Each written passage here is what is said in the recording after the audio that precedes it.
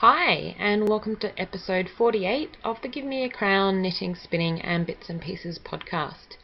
Today is Monday the 5th of September 2016, and spring has sprung out here in the central west of New South Wales in Australia. My name is Nina, also known as Give Me a Crown across the internet, and we have a lovely Ravelry group which you can find by searching for Give Me a Crown in the groups tab on Ravelry.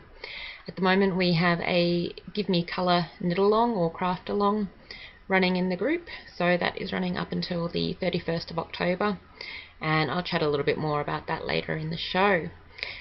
I'd like to say welcome back to returning viewers and a big hello to new viewers out there, whether it's your first time or you're just sort of checking out a few episodes, and it's lovely to have your company.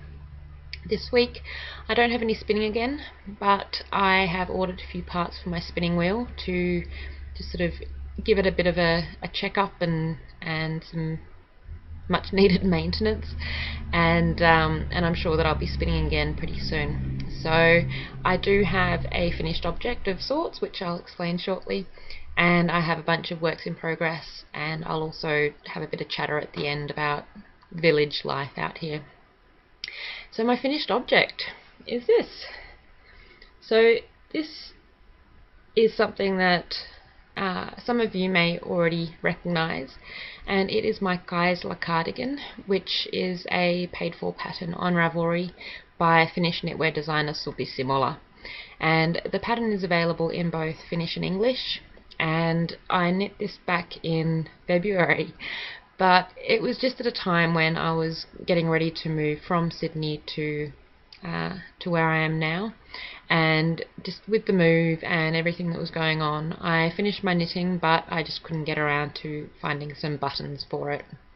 So this week I decided that because I am planning to cast on a new cardigan, I should get my last cardigan finished up. It was only fair to the cardigan.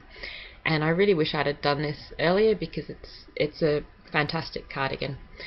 So I took my cardigan out to Cowra, which is a town sort of about half an hour's drive from here, and took it to a little fabric shop, and they had some buttons there. So with the lady who worked there, we grabbed a few different types of buttons, had to do some counting to check which buttons there were enough of, and laid out the cardigan, tried out a few of the different buttons, and I chose these sort of rectangular ones. Now I don't know exactly what material they are. They feel kind of like plastic, so I'm guessing they're kind of plastic but with a bit of a wood effect on them. And I kind of thought that having just the two holes on them could be a little bit problematic, and it is. Having just the two holes means that it has the ability to sort of spin around a little bit, whereas if you have buttons which have got four holes, it creates a more stable base for the buttons. But I don't mind. I think that they look good. So I have one spare here because when I buy buttons for garments, I buy as many as I need plus one extra, because I figure that if I lose a button at some point, then it's a lot less expensive to have sort of thought about it beforehand, bought one extra, and then replace it rather than replace all of them. And this one happens to have 12 buttons on it, so it would be quite a lot to replace. So the buttons go along the cowl neck and then all the way down, and I haven't taken photographs of it yet, but I'm hopefully going to take my camera outside somewhere in the next couple of days, and I'll try to take proper photos of it for my Ravelry projects page, because the poor thing's been on my projects page without the sleeves, and it's been that way for 6 months now, so it's about time that I updated the photos and I can actually finish off that project properly. This was knit with Bendigo Woolen Mills, their luxury fingering weight or 4-ply yarn, and it's great. Absolutely love it. Really do wish I had finished it earlier, but what's done is done. One other thing to mention is that when I sewed on the buttons, I just used some cotton thread or sewing thread, and I matched it to the cream of the cardigan. I did that because I figure that if I have it open, then you won't be able to see the thread from the inside of the button band. So the other option would have been to use something that's a little bit more similar to the button, but I figure that this way it's less noticeable if I have the cardigan open. So it's done. I'm very happy. It is a little bit see-through. You can see I'm wearing a blue t-shirt with a woolly mammoth on it, and I can sort of see the woolly mammoth through it, but I'm okay with that. I'm not at all worried. I probably wouldn't wear it out with this t-shirt underneath it, at least. So, my works in progress. I have, in my wonderful Stitch Pixie project bag, I have my Rose City Rollers socks. Oops, sorry. And I haven't managed to get as far with these as I expected. I'm still working on the first sock, but I have just started the toe decreases, and I was just on a bit of a roll, so I started doing my standard toe without looking back at the pattern to see what kind of toe they suggested. So I'm no doubt doing the wrong toe, but I know that it's a toe that works for me. There was a little bit of discussion after last week's episode, so I have put in the my instructions for the pattern for how I do most of my toes. And if you're looking for a new toe to try out that doesn't use Kitchener stitch, then check out the Ravelry group and the episode 47 thread, and you'll find the instructions there. I really like how the stripes are turning out. The fabric is interesting. It is a combination of cotton wool, polyamide, and some kind of elastic, so to create a fairly elastic sock. And it just has a bit of a plasticky feel. But I've popped it on my foot and it doesn't particularly feel odd. So I'll see how it goes. I'm interested to see how well it wears. I'm hoping that the elastic doesn't somehow sort of collapse, but then I'm not sure if... I mean, there's cotton and there's wool in it, so it should still retain its shape, I guess. But that's sort of making progress, and yeah, there's no rush with these, so I'll take my time. With the yarn that I'm using, I just weighed it before I started recording, and at the moment there's still 29 grams in this 50 gram ball. So I'm thinking that I might actually be able to get both socks out of one 50 gram ball, which leaves me with one spare one. So I don't know whether I'll do matching socks for Mum or something else, but we'll see. I have also been working on another project, and this is in my Craftfulness project bag, and this one is the Isla top. So I mentioned this last week as a project that I was contemplating casting on using Holsgarn Coast yarn, and this is a pattern by Isabel Kramer, and it's a Quince & Co pattern, and I've gotten started. I started off by swatching. So this is my swatch, and it's a tiny teeny little swatch, and you really should swatch bigger, and I should really swatch bigger, but I was terrified that I'm going to run out of yarn, so I figured if I do a little swatch, then that's better than no swatch at all. So I think it's about 4 inches wide by about 1.5 inches tall, and my main concern when I'm working on projects is trying to make sure that I get a good sense of my stitch gauge. Row gauge I'm not so worried about, because it's fairly easy for me at least to modify patterns to adjust the row gauge, whereas stitch gauge just adds another dimension to having to do calculations. So I did a little swatch and gave it a wash, and you can see that the fabric is pretty airy. You can see through it, but I think that once it's actually on the body, it's not going to be that see-through. And this is something that I sort of found when I use the Holzgarn Super Soft, is that it looks holier than what it is. And I'm probably going to be wearing another top underneath this anyway, so it doesn't bother me that it's a little bit airy. I like the feel of the fabric. It's nice and soft and sort of floppy, and I think that it's going to feel good on the body. The yarn that the pattern was knit with is interesting because they were saying that before blocking they were getting 20 stitches per 4 inches, but after blocking it would go up to 24. So that means that their yarn was shrinking after blocking. Mine was 28 stitches after, like, straight off the needles, and then it was blooming to 24. So I still got the 24 that the pattern was calling for, which is great. But it's interesting how different yarns will sort of contract and some will expand. So this one, which way am I going? This one expanded. It plumped up because I have less stitches in my 4 inches.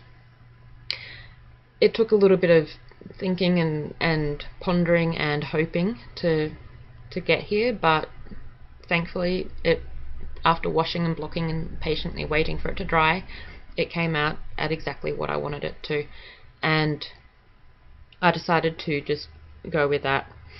The pattern itself calls for, I think it was 3 1/4 inches of negative ease, which to me sounds like a lot, and so I did some looking at the pattern, looking at where the increases were, and just sort of doing some measuring, and turns out I did some of my calculations wrong, assuming that they were sort of increases after the underarm for the bust, but they're actually for the hem, and I think I'm going to be okay though.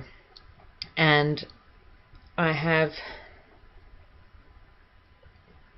been making some progress, which is now in a tangle, and I'm going to try not to jingle my needles too much, but this is kind of where it's at. So I won't go into too much detail about the construction because it's a paid pattern, but I'll get there eventually. So this is how it looks so far. Doesn't look like a great top. This is the back of the neck, and this is the front. And at the moment I've got the front on one of my cables. So I'd sort of done some knitting on the front, popped another cable onto the cable that was on there, and then just put the stoppers on it. So that saves me having to put waste yarn through these stitches because I'm going to have to pick them up again, so they're going to be easy to pick up off the cable. The back part is where I'm currently knitting, and I've just put my point protectors on for the time being so that I don't lose my stitches while I'm showing this. It's going to be very hard to tell if this fits me, but based on my calculations it should. But because my yarn is going to expand, this is going to be too small when it's straight off the needles, so I'm not going to really be able to try it on as much as I hope. I've got some strange, there are quite a few yarn tails going on here, and I'm worried about losing my stitches, but I might need to do something about that. But okay, so I'm rambling. It's my top. It's the top of the top. I then have to start thinking about when I introduce my next colour. So my idea is that I sort of knit along the top. I'll be joining it up soon so that I start knitting in the round, and then I want to do some pinstripes with this tawny owl colour, and then I will continue on to do the bottom of the top with the bottom half of the top with this. I'm worried about where the lines are going to occur, and I think I need to go and have a look at some pictures of stripy tops. I have a feeling that I should probably continue the blue all the way past my bust, and then along my waist perhaps do the pinstripes. It's starting to sound a little bit odd, but I enjoy that kind of sort of contemplating and pondering, and if it turns out to look very strange, then I'll just wear it at home and it'll still be a beautiful top. But if it turns out awesome, then I can wear it everywhere. So I think that's it for this. I have to say that the pattern itself, it's a Quince & Co pattern, and I haven't knit any of their patterns before, but I've heard good things, and I actually find it a little bit ambiguous in parts. Some of the instructions aren't clear, some of them are a little bit long-winded, and it takes a bit of thinking to make sense of what they're asking. And I'm not afraid of knitting, I'm not afraid of trying something and then having to rip back or anything like that. So I'm just surprised that there are a few things in there that I think would stump a new knitter. And I don't know, maybe it's not a pattern that is aimed at a new knitter, but actually I'm certain that it's not. But some of the instructions just require some sort of hoping that you're doing the right thing, and yeah, it's a little bit surprising, but I'll see how the pattern goes as I go along. I've been able to figure it out, but yeah, a few times that I've sort of read it over again, decided to just sort of knit on and then see where I kind of ended up and whether it matched up with what they were sort of suggesting next. So I'm sure it'll be fine. As for my other top that I'm planning to work on, I have only done a swatch so far. So this is my next swatch. This is the Taskutakki pattern that I'm swatching for, and it's a pattern by Veera Välimäki, who's a Finnish knitwear designer. This swatch is knit with the Nightman's Highway base from Miss Click Clack in the Junkyard Dog colourway, and this is one of the skeins caked up, and it's beautiful. I love browns, really love browns, and I'm super happy with how it's knit up. And again, this one is super drapey, and this one is super soft, and it was so nice to work on this one after I had knit the Holskarn Coast, because the Holskarn Coast yarn, because it has 45% cotton, it's a bit of a strange feeling on the fingers, whereas this one just sort of glides and is soft and wonderful. So I didn't get gauge with this one, and I kind of expected that because the yarn that I'm using has less yardage per 100 grams than what the pattern called for. So I have slightly more stitches per 4 inches than what it calls for. So I have to do a little bit of calculating and thinking and pondering about whether I go up a size in the pattern or whether I recalculate what I need to do. So My other top has sort of taken my attention away at the moment because it was just getting gauge and being able to run with it. This one is sort of just pondering at the moment. The other problem I have is that there are some overlaps with the needle sizes that I need to use on this one and on the Isla top, so I don't know whether I should just get the Isla top out of the way and then start on the bits of this one that I can with a different needle, and then wait. Or do I order some new needles? I'd love to, but no. I can make do with what I've got. So, maths and measuring, and I also need to decide whether I alternate skeins.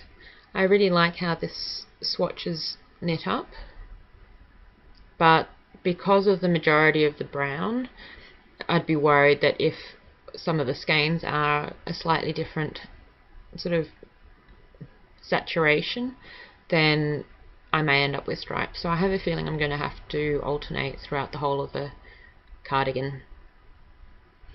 But I could live dangerously and just do some alternating as I'm running out of a skein. But then I start to wonder about the join between the sleeves and the body. So what I did on a previous top was I used one skein to sort of work down the body, and then made sure I kept some of that yarn so that I could use it when I picked up the sleeves, so that the same yarn was sort of going between the sleeves and the body, and then alternating as I got or changing the yarn as I got further down the sleeve. So it just meant that you don't sort of suddenly have this dramatic change from one skein to another on the sleeve. So pondering, but I kind of want to cast on for the project this week, so we'll see how I go. I've also been working on my shawl that I've been showing over the last few weeks, but I've only sort of maybe made 5 centimeters of progress, so I'll save that until probably next week when I have it finished, hopefully. But I'm getting distracted by new projects, so I have to keep going with it. I think that's it for all the knitting. Actually, no, there's a few other things.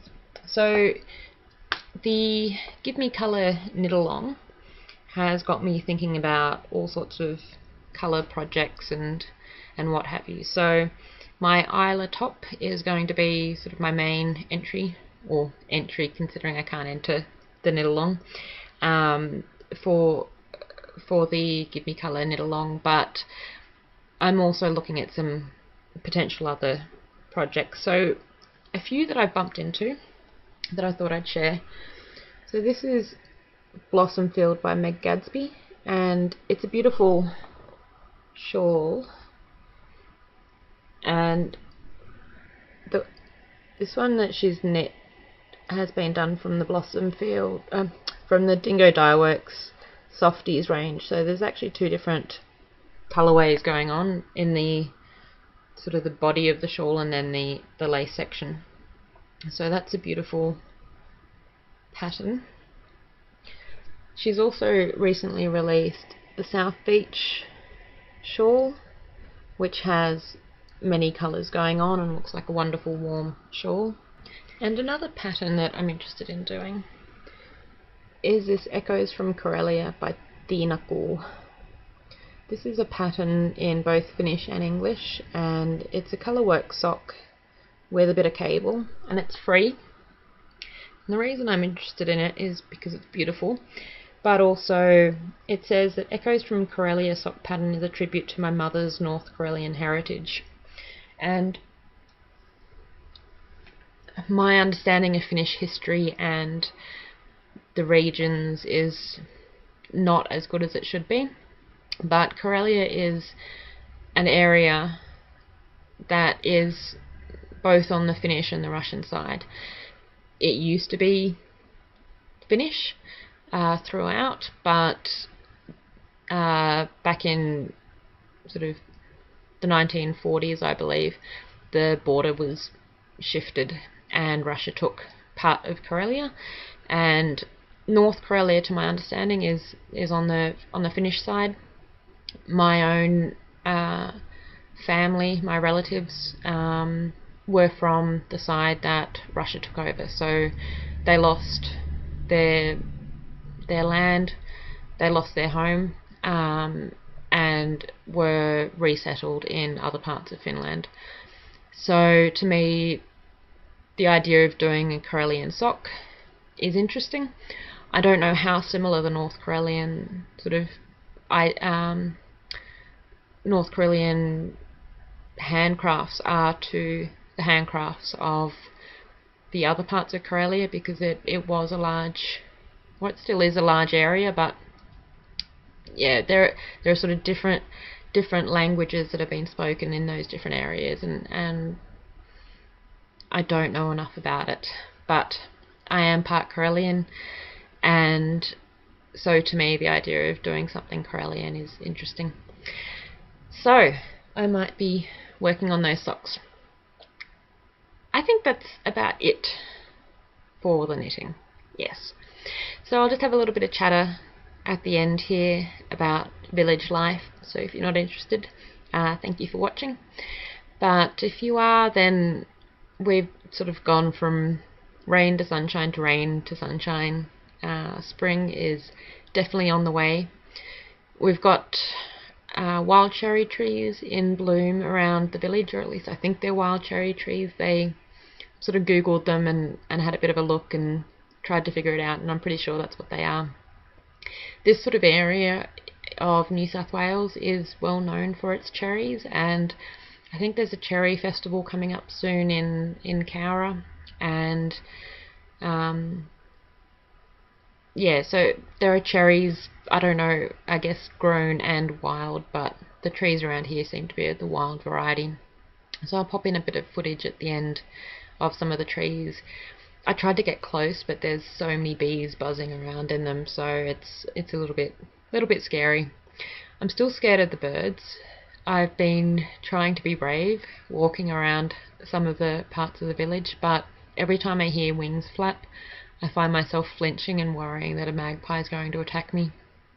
So that's not ideal, and I don't know how long their sort of nest protecting sort of aggressiveness lasts, so I'm just sort of being a little bit careful as I'm walking around. But I have been catching some birds in my garden. I saw some eastern rosellas earlier today, and I sort of saw them from the window and tried to get the camera and the tripod out, and they'd gone by the time I got there. But I got some footage of some of the crimson rosellas as well as some other little birds that were hopping around. So if some of that footage worked out, I'll pop it in as well. There's also just random flowers popping up all over the place, so it seems like I've missed out on snow this year. I was really hoping for a bit of snow, but it didn't happen. I'll have to wait till next year, hopefully, if I'm still in the area, which I expect I will be.